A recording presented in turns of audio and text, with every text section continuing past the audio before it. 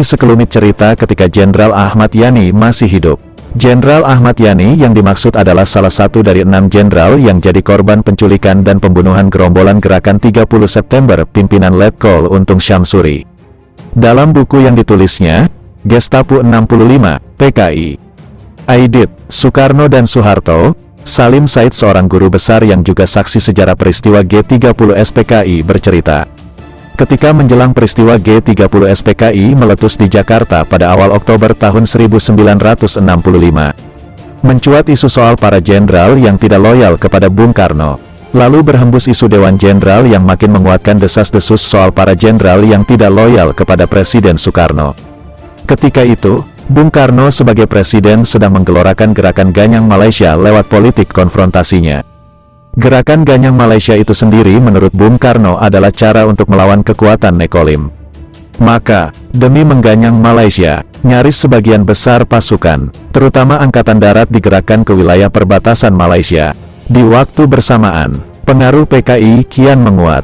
Bahkan aksi-aksi mereka dalam menyerang lawan politiknya kian berani saja. Partai Komunis yang ketika itu dipimpin DN Aidit getol menyuarakan isu Dewan Jenderal sebagai sekumpulan para jenderal yang tidak loyal kepada Presiden Soekarno.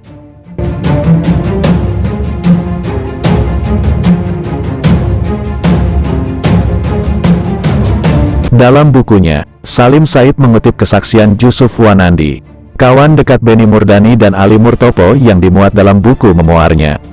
Menurut Salim Said, dalam memoarnya Jusuf Wanandi bercerita tentang sebuah pertemuan penting yang dihadiri Menteri Panglima Angkatan Darat ketika itu, Letjen Ahmad Yani dan Pangkostrat Maijen Soeharto.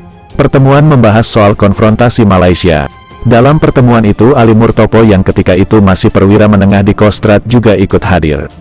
Jusuf Wanandi sendiri mengaku tahu tentang pertemuan antara Ahmad Yani dan Soeharto berdasarkan cerita yang dituturkan oleh Ali Murtopo dan Beni Murdani yang hadir di pertemuan itu. Dalam pertemuan itu, Letjen Ahmad Yani mengungkapkan kecemasannya soal konfrontasi dengan Malaysia dan makin beraninya PKI. Sementara kata Ahmad Yani, sebagian besar pasukan Angkatan Darat berada di Kalimantan Utara dalam rangka konfrontasi. Sehingga tidak ada cukup pasukan di Pulau Jawa kalau kemudian PKI mengadakan perebutan kekuasaan. Di pertemuan itu, Ahmad Yani juga mengungkapkan, kenapa ia tidak mengirim semua pasukan resimen para komando Angkatan Darat, RPKAD, ke perbatasan Malaysia. Ia menjelaskan alasannya tetap mempertahankan sebagian pasukan Baret Merah di Karangmenjangan Solo dan Cijantung yakni untuk mengantisipasi jika kemudian benar PKI akan mengadakan perebutan kekuasaan. Saya tidak ingin RPKAD terlibat dalam konfrontasi. Saya tidak punya pasukan lain, kata Ahmad Yani dalam pertemuan itu. Ketika itu, Ali Murtopo yang juga bekas anak buah Ahmad Yani di Banteng Riders angkat bicara, Pak Yani, saya ingin bertanya, kenapa konfrontasi itu terus dijalankan kalau Bapak sudah tahu itu akan merusak kita? Kenapa Bapak tidak menghentikannya saja? Begitu pertanyaan yang dilontarkan Ali Murtopo kepada Ahmad Yani. Ditanya seperti itu, Ahmad Yani menjawab, kalau tergantung saya akan segera saya hentikan tapi Bung Karno yang memulainya.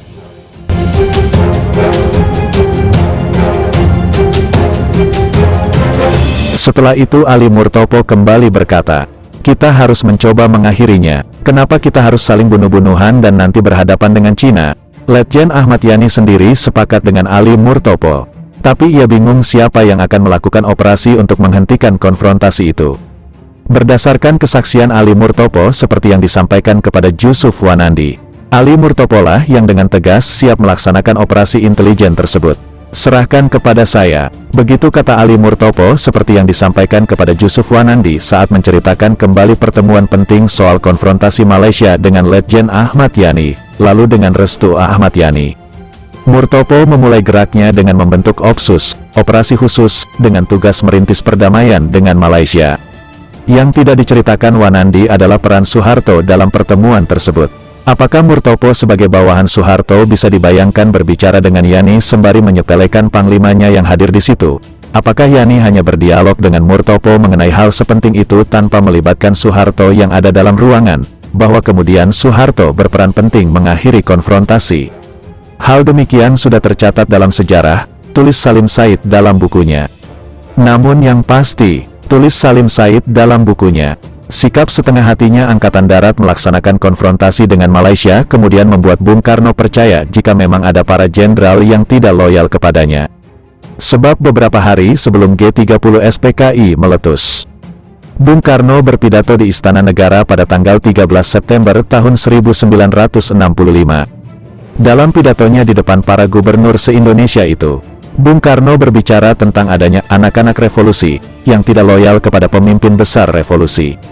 Masih menurut Salim Said dalam bukunya, berdasarkan kesaksian seorang wartawan senior pada masa itu, selain Soekarno, praktis sepanjang September tahun 1965, PKI juga menyerang secara makin berani lawan-lawan politiknya, tidak terkecuali terhadap Angkatan Darat, untuk menunjukkan dukungannya kepada pemimpin besar revolusi.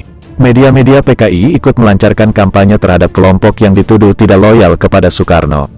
Harian Rakyat, koran resmi PKI edisi 4 September bahkan secara terang-terangan menuduh para perwira Angkatan Darat melancarkan taktik maling teriak maling, dengan memfitnah PKI sebagai sedang merencanakan sebuah kudeta.